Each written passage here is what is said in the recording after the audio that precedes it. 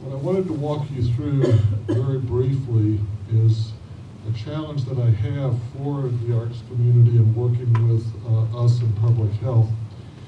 If we think about our worldview and most of our sacred texts and our major religions and philosophers, there's this horizontal axis of justice.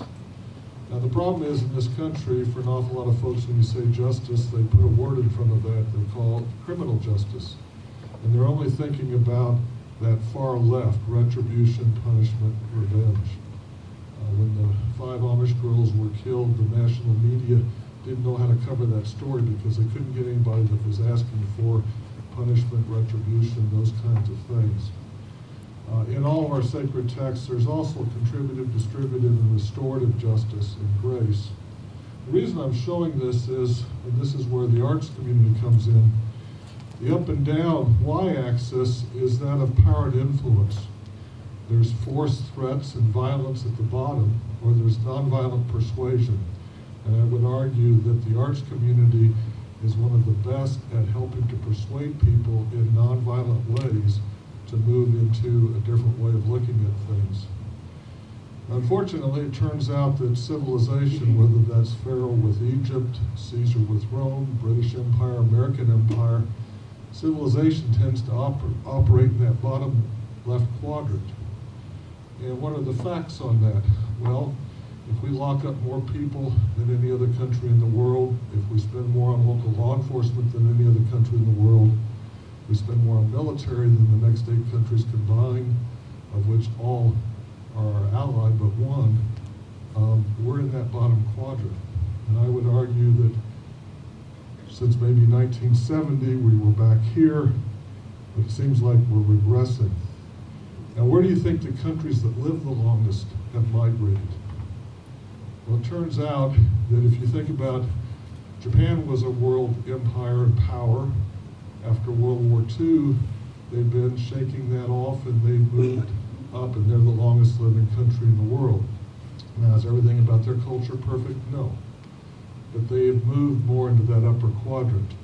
Scandinavian countries, a number of countries are more up there. And I think it's the partnership of public health and the arts community as we think about how do we help people move to that upper right quadrant. People will be healthier, will have less violence, and I just really appreciate you here, and I want to welcome you to the health department, and my hopes is that this really evolves together, so thank you.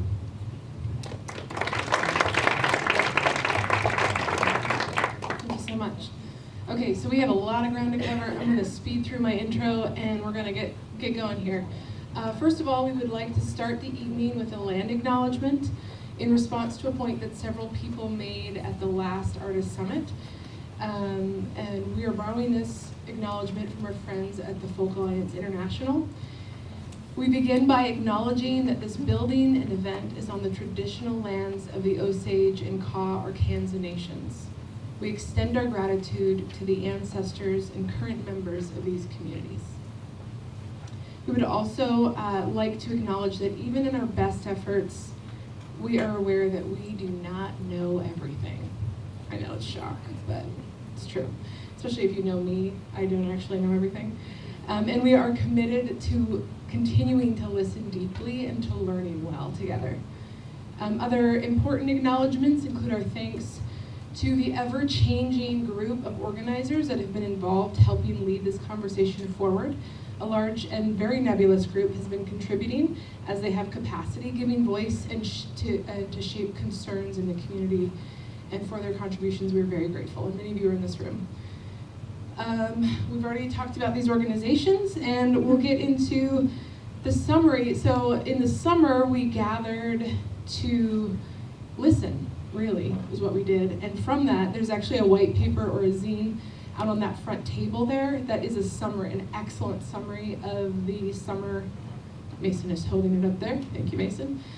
An excellent summary of the conversation over the summer. And from that, we have, you as a group of artists in the artist community have identified the top level concerns that you have. And so we have pulled together groupings that sort of sit together, and we're hosting 3 major convenings that kind of sit within these groupings. And this is the first one, about space. So, speeding through. So we are addressing the top voted concerns. And we will continue capturing these summaries and making them available to you through printed zine and also digital media as well. Okay, so the main thing that we want to reiterate is that the ball is in your court. As the artist community, there's not an organization that is moving this forward. This is a group effort, and everybody in here is involved in that. And so one of the things that we really hope to come out of this time together is that you connect with people that are interesting to you, that you want to connect with, and keep the conversation going. So this evening we will be talking about built capital through artist venues, artist ownership and investment, and affordable artist lived workspace. Each section will have 3 very short presentations from leaders in the community that have a particular expertise or experience in these spaces. And your task for each section is to identify a part of the conversation that you would wish to continue. So there's 3 presenters, and at the end, we're gonna have a 15-minute breakout, and we'll assign each presenter to a table. Table 1 is back there, 2 and 3 are in that room with the empanadas. Sorry, table 1, the empanadas are in there. But you should still come and sit with table 1 if you want to. And then at the end, we'll come back together for an idea marketplace and some closing comments. And so I would like to introduce Miss Heidi Van. And here she is. Hello. Thank you so much for having me. I'm Heidi Van. There I am. And I'm going to talk about artist displacement. I fell into a space in 2009 with a partner that we called the Fishtank Performance Studio at 1715 Wyandotte in the Crossroads. And I was in this building, which I'm sure you recognize, from 2009 to 2018. Inside of this, I occupied the first floor from 2009 to 2014 as a 50-seat black box theater. I had a small green room and a dressing room, and we put plays on in the window, and people watched from the street. After cooking and going pretty awesome for a while, we were recognized by the Rauschenberg Foundation and received a seed grant, and we expanded within our building. And so we got this really cool administrative office where we could write grants and have readings and meetings. And then upstairs was a yoga company had moved out, and so we had a rehearsal hall. So this was like the coolest DIY theater center that I thought I could have at the time. And I shared it with a lot of people. I incubated a lot of companies. People could use it to create, edit, and debut their ideas, mainly theater people. I come from a theater background, so most of the world that I run around in is with that. In 2016, there was my first encounter with displacement. On the first floor of the building, the ceiling fell in. And I didn't own the building, and we went to try to secure the structure of this building, and I'm liable for people who come in and stuff, and it came to be that wasn't going to be solved. So I had to make a really hard decision and be like, I can't be here anymore. But as a producing entity, as Fishtank Theater, and as a generative performing artist, like that was part of my identity, and that led to a huge identity crisis, where I talked to a lot of people. I made a hasty search for space, saw a lot of things I couldn't afford, but what I did was define what I wanted and what I needed, and that I could do what I already had planned, because I had already planned a whole other season of shows, and I had to keep going. For my funders, for the money that I was yet to ask for.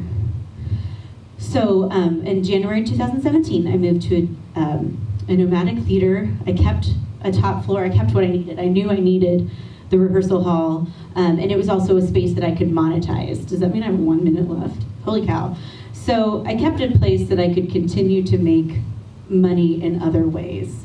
and all by renting it out to other artists who need it. And I partnered with other spaces during that time for performance space, because the city is rich with performance spaces.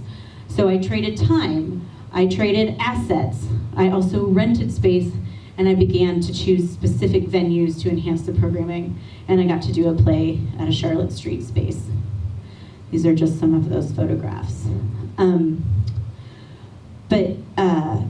Then the building sold and I became displaced somewhat permanently, which was a bigger ordeal, a whole other identity crisis. And as a performing artist in a theater company, I needed to be able to plan ahead. And WTF. So it began another search for space, which I now have in the West Bottoms. I went through these questions again, which is in your search for space, like what do you need? What do you want? What does the community need? Is there a place where all of you can overlap and share this resource? Because like funders are really into that. And that's the sweet spot. Also, like, can you afford it? Will the community buy in?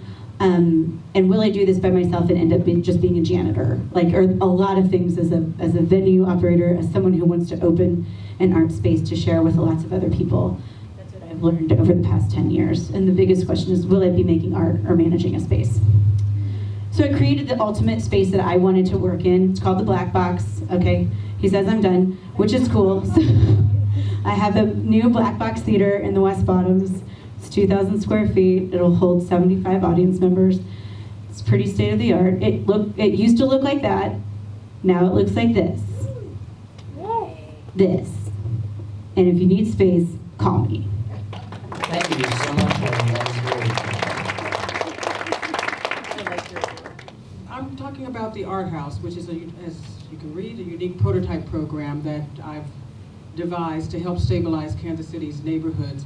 My foray into the arts began when the Black Economic Union asked me to renovate the Gym Theater at 18th and Vine, not knowing anything about renovation, and I took this project on.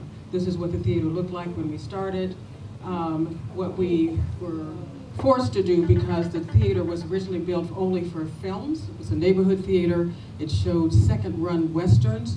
There was no backstage, there was no full stage. It wasn't built for live theater. So my proposition to the preservationists was, let's just preserve that beautiful facade and let's rebuild the rest of it. It took us 8 years to reach this point, but as many of you know, that's the end result. And I'm really proud of it because we took what was supposed to have been an impossible project in an impossible neighborhood and made it a reality. From there, I was invited by Bank of America to go to 21st and Vine. Bank of America had committed to some $75 to $100 million to revitalize that entire area. That was right before the real estate crisis hit. The real estate crisis hit and they backed out of their commitment, apparently across the country. And I was in the one building that they built, which was the Vine Street Lofts. I wasn't even notified that they were selling the building, so displacement I know well. Looked across the street and there was the old Black Archives building, the old fire station number 11, negotiated a deal with the city for a lease purchase. It was a tough negotiation. They weren't using the building, they owned it. I fortunately had a really tough real estate attorney, and fortunately now I can say that we own the building mortgage free. So I really identify with Heidi because one of the things that you want to be able to say is, this is a safe place. I don't have to worry about being evicted because of some, developer coming in and wanting to do something else with the space. So now within that building, we have a partnership, ongoing partnership with folks like the Paseo School of Performing Arts. We exhibit them every year. We also exhibit all kinds of artists, all genres. One of the things that I do on the private side, because I don't take any money from the not-for-profit, but I still have to earn a living, and so what I do is I'm a consultant, a real estate, community development real estate consultant. So one of the projects was at 27th and Prospect, helping the church there build a community center. There's a community center we opened a couple of years ago. And right down the street, they also own the entire block. And so I recommended to them that they also build housing, senior housing. They did, and we opened that about a year ago. So from that experience, one of the things that I've come to understand is that, of course, the arts can be a magnet for revitalization. There was a study done about 5 years ago which talked about that. So one of the things that I decided to do was to buy a house from Land Bank and turn it into what all you guys have perhaps heard about, which is the Arthouse. That was one of the downsides. Going into a property from Land Bank, you never know what you're going to run into. There was a tree growing out of the basement. But I'm happy to say that Felix Mall, a graduate of the Kansas City Art Institute, is now in the house and putting together his programming for kids in the neighborhood. Piece of his work there. Thank you. Thank you.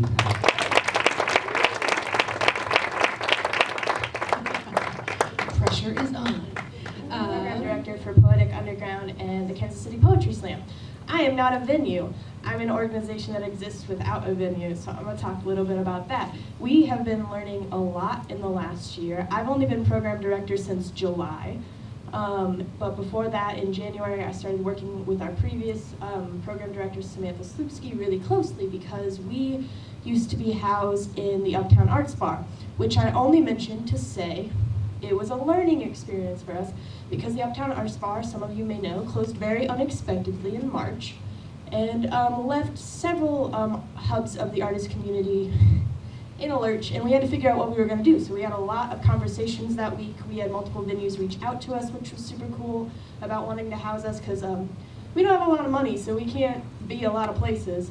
And now we are happily at the Brick on Wednesdays, which is really exciting. We were super thankful that Sherry, the owner, was able to offer us a space for our community to exist in because, you know, displacement, it's not great. But some of the key things that I wanted to talk about that we are starting to learn more about as an organization is we have focused and learned a lot about promotion and community communication. And so a lot of what we've had to do in the last year is focused on how to promote where our events are. We do have events outside of the Brick. We use the library, we use people's houses. We have another open mic venue that we are finalizing a partnership with for 2020. So we have to be in constant communication with our community about where we are. And so we're learning how to better do that. And we are super thankful for community support because there are limits to being an organization that doesn't own the venue that you are in. And so we are just learning a lot more about that. And the reality is that everything is an ongoing conversation. We're super excited to start this new year with the poetry community. We have a lot of exciting projects that we want to work on, and we really want to become more of a resource for our artists and for our community. We want to be able to point them to venues, and we want to be able to be in conversation with venues about other things that poetry can be in the city. So it's not always 9 p.m. on a Wednesday, because that's kind of an awkward time. But it's a fun time. It's a good time. If you want to talk to me more about it, I got business cards, and there it is. Englewood Arts is a newly formed nonprofit that addresses a great need in the artist community. I was hearing a lot of that talk just before this, and I thought, oh boy, they're going to love to hear what I have to say. We formed Englewood Arts as a nonprofit to address needs in the artist community. Englewood Arts is located just 10 minutes east of downtown, and it's in Western Independence. It's rich with charm and community, but it needs renovation, it needs development. And we see an opportunity for a marriage between the arts community and the local community. So Englewood Arts is a four-pronged organization of visual arts, performing arts, housing, and public arts. And let me jump down. Yeah, for the sake of time, I'm going to focus just on the Arts Center and the housing because that's stage one of many stages that we'll be going through. Englewood Arts, we're closing on a purchase of a 30,000 square foot building, and that'll be the centerpiece for Englewood Arts. and kind of the nucleus to a greater arts community. This is the building here. In 2012, there was an artist that offered to do a rendering, so the art is not the actual art that's going to be in the building, but it's a rendering of what can be. The building will be finished out with flexibility in mind, so we'll be able to expand and contract programming as the needs of the community arise and their interest level. So we want it to be a flexible open space with lots of room for different programming.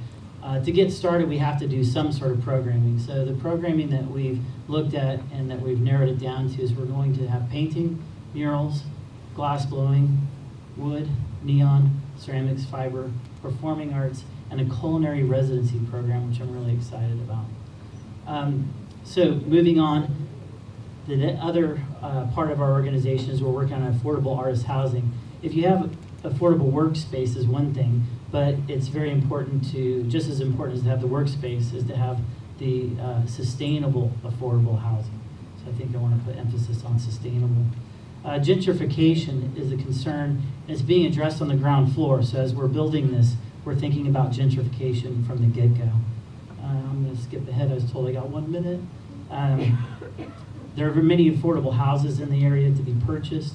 And what we're offering is through a consortium of bank lending and high-risk loans, artists will be able to get low interest rate loans for these houses and be able to purchase and own their home. In addition to that, with that overlay, includes the option for an AUD, which is an auxiliary dwelling unit. So if you don't want to own and have a home ownership, you'll actually be able to rent an auxiliary dwelling unit at a lower price than the home ownership. So we're thinking about artist housing, we're thinking about artist studio spaces, and we're building a lasting artist community and changing the identity of independence. And we would like to invite you to join us. Okay, I changed my mind while I was listening to everybody speaking about what I wanted to say, but in general, I do want you to know that 34 years ago, I got involved in renovating warehouses for artists who were living illegally in San Francisco. The Live-Work Code did not exist at the time, where industrial areas were allowing residential use. So 34 years ago is when I got started doing that. And Pat, one of the things that you were talking about with home ownership, later on, a nonprofit I worked with, we bought clusters of abandoned homes and helped artists going into first-time home ownership. So the first thing I want to say about InterUrban Art House is I'm going to show you stuff and talk about property and buildings, but at the core, our belief is what we're doing for people. Just so you understand where we are, if you're looking down on the KC Metro, we're in the bottom left-hand corner. And so we are in the very first part of Johnson County, Overland Park. So in downtown Overland Park, this is Metcalf. This main artery right here is Metcalf. And that blue section is where the art house is.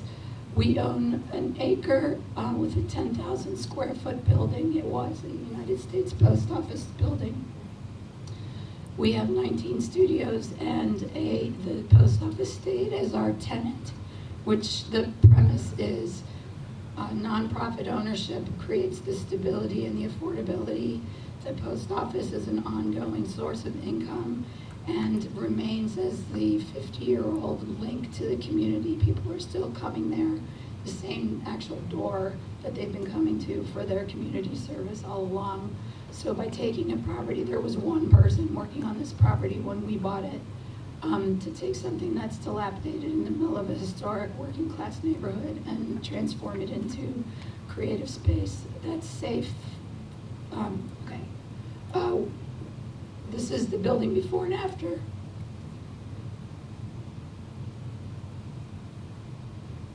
So one of the things I want to explain to you, and that's something that Pat brought up, which is you buy a property, you're also buying a jack in a box of surprises.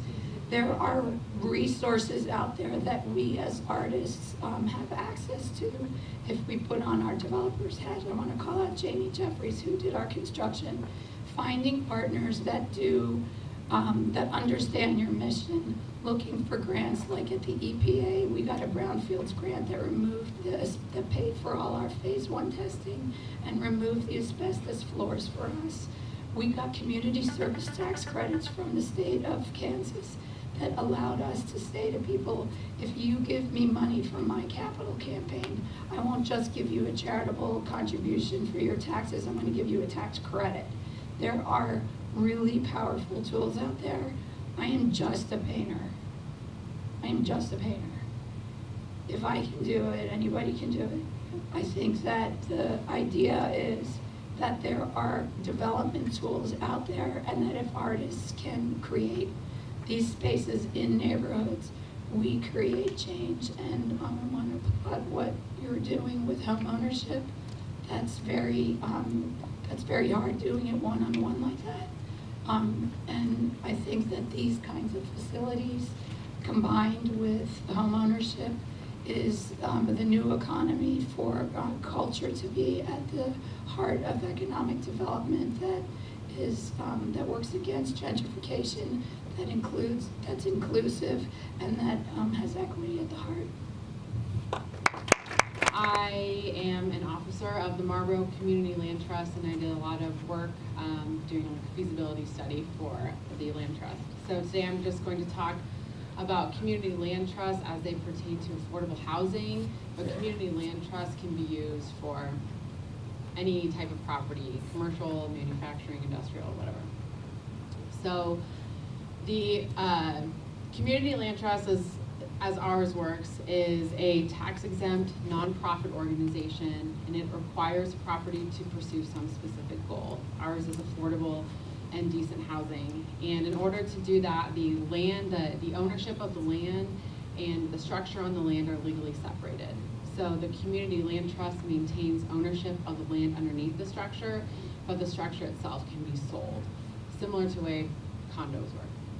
And the community land trust organization determines who is eligible to buy this property. For example, it's limited to people at or below 60% of the area median income. So an eligible buyer, that also meets with the ground lease requirements, because in order to live in the home, they have to lease the land underneath, and so the community land trust can dictate what types of ground lease requirements they want. So someone who qualifies as an eligible buyer and meets the ground lease requirements can apply to the board to purchase the home. And if the board approves, they get a loan from a bank, FHA, conventional VA, whatever. They get a deed to the house and a 99-year ground lease to the land.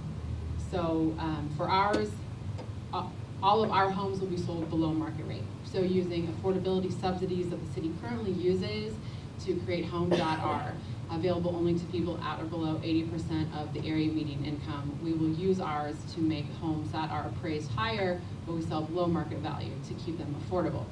So after these buyers buy the homes, they use the land as their own, pay the real estate taxes, paint, remodel, whatever they want to do. And then at the time they go to sell the house, they sell it pursuant to a formula that's in the ground lease. So the ground lease says, hey, you got this house at a subsidized rate. When you sell the home, you do not sell it at market rate, you sell it also at a subsidized rate. So that way we ensure that the new group of buyers, these people, comply, are the same, meet the ground lease requirements too. For our example, below 60% of the area median income.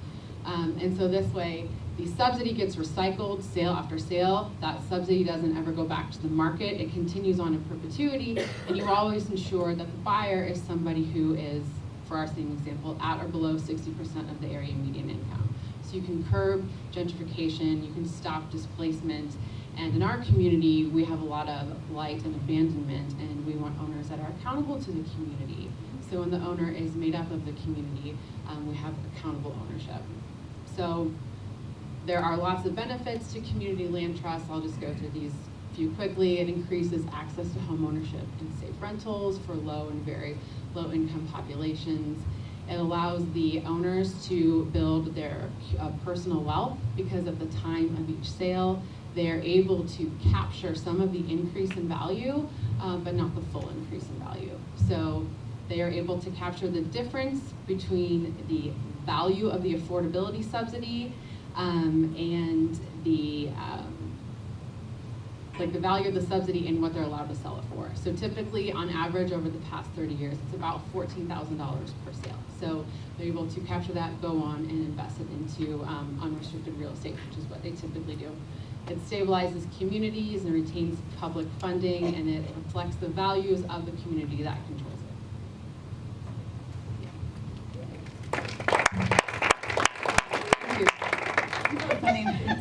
My name is Sonié Ruffin. I'm a textile artist and work with a lot of the artists here in the community. And so I brought notes because I thought this would be good. I'm one of the co-founders. How many of you have heard of the African American Artists Collective? Yeah, okay, well that's a good thing. That's not a bad thing. You put your hand down. Hey. So I'm one of the founders. We're 175 artists strong, in and outside of the Kansas City area, from the national to the international. The artists work in a multiplicity of practices, from textile to installation. And we're housed, actually, pretty much everywhere in the city. So we've got access to a majority of the arts buildings in and outside of the city where we have exhibitions, our meetings, and what have you. So I hope I'm doing this the right way. And I'm trying to read my notes. And also am working with some other artists. We have a space at 1900 Main. We just opened it up, and we have some facilities that are still available that can be rented out. So if you're interested, you need to come take a look at the space, make an appointment, give me a call, what have you. And that I'm saying quickly because I've only got like 5 minutes or something like that. 3, shoot, okay. So, and then developing properties, owners, and things of that sort. My suggestion to everyone in this room, as the gentleman was speaking from Independence, Nicole, Emanuel, Pat is here, Julia, of course, and Charlotte Street. What you really want to do is partner yourself with these organizations and the folk that are in the business. Sit down with them, set up appointments, and make it your business to talk with them, get as much information as you possibly can, and then go from there and get yourselves educated on what you need to do and how you need to do it. How many of you are students? How many of you have your BFA, MFA? Go back to school. You can laugh if you want to. I'm real serious about that. Learn as much as you can because the arts are changing. The business of the arts are changing. Developers are coming into the city and they don't care. They're not interested. They don't want to have a conversation. What they are doing is what they're going to do. And it's a revenue generator for them. So you have to learn as much as you can about what these people are doing and how they're doing it. Properties that are being taken over, gentrification that is taking place. So whatever you do, I would suggest re-educating yourself as far as marketing and management and everything that you need to do, and talk with folk that can help you and guide you through the process. I'm not a good one to talk with because I have to keep it moving. So I can also talk about the African American Artists Collective received the residency that is in the new space on 2300 Independence Avenue. Thank you, Charlotte Street. We appreciate it very much. We go in there towards the end of November, gradually moving in, and then we're there for a year in that space. Now, we don't know what we're going to do. We haven't planned anything out as of yet, but we have some ideas, so stay tuned, because you never know. And then the other thing, how much more time do I have, Mason? I got 30 seconds. Okay, covered that. And let me say this to you, to all of the artists in this room, or those that are looking or interested in renting or what have you, take into consideration the people that you are going to be renting from, developers and things of that sort. They have bills to pay. So don't be so quick to go in and say, I only have $75 or $100 or $200 a month. It doesn't work like that anymore. And they don't want to hear it because they do have responsibilities. So therefore, sit down, put a budget together, Understand what you can do and what you cannot do. Value the people that you're working with, and understand that they are going to do everything that they can because they have responsibilities to make sure that you are properly housed and properly taken care of. So walking in nowadays, talking about, I need a 1,500 square feet for $100 a month, is not going to happen. It's just not. That's the reason why I said you need to think about what you're doing and how you're doing it, because we see this every single day. And it's just not something it's not realistic. It really isn't, and it's insulting to the developers. You want the support of these people, and you want them to be in your corner and to assist you. But when you go with them that way, they're not going to give you the time of day. They're not from Kansas City, they don't know, they have no idea, and they don't understand the landscape, the character, or the personality of the city or the people that they're dealing with. So that's my spiel. Have a good day. Minutes, maybe you'll get it popped up. Maybe. Okay, so, I'm sorry, stop.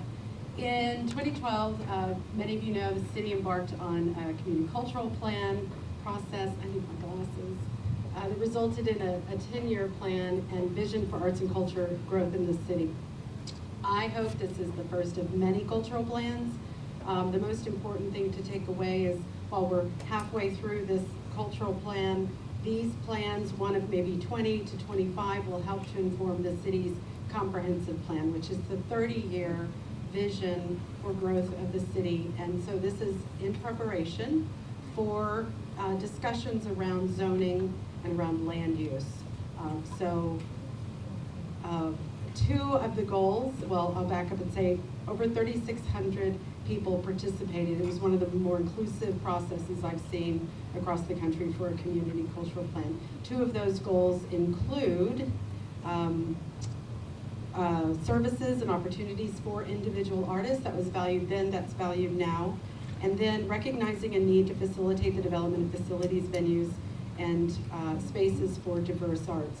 So in 2017, the Office of Culture Creative Services conducted an arts market study with ArtSpace to identify the quantitative demand for affordable live and work spaces. We surveyed artists and arts organizations and creative businesses from across the metropolitan region. We have 515 artists and 101 organizations participate, and of course there was no surprise that it was determined there to be a significant need for affordable housing and shared spaces. A lot of people say that that study perhaps was premature, but I say it has data that is still extremely valuable.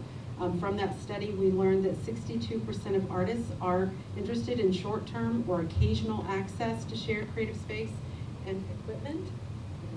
40% are interested in renting ongoing studio and creative workspace, and 35% interested in relocating to an actual affordable live-work space in Kansas City. The latest U.S. Census Bureau says that both the median household and average income of a Kansas City resident is less than the U.S. average, and Kansas City still ranks as one of the most affordable metropolitans in the country.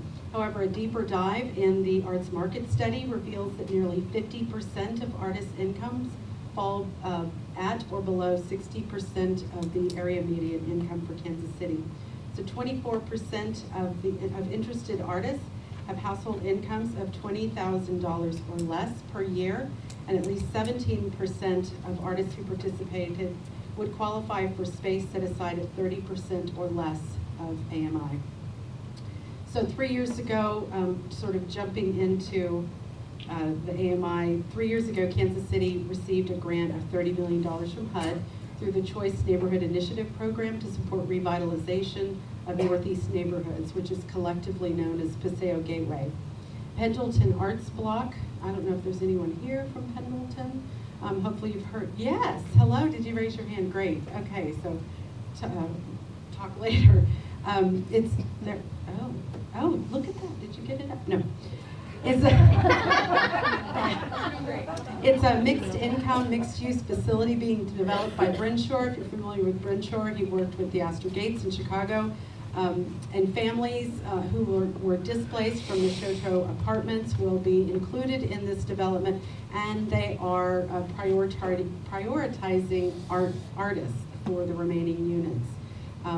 And so probably many of you know it because the retail floor will provide art and gallery space. It will include Charlotte Streets, Startup Residency, Harmony KC, and Mattie Rhodes. And then switching to land bank, if you're looking to fix up a home or need to acquire a vacant lot, the land bank currently has over 1,000 properties for sale in Kansas City, Missouri.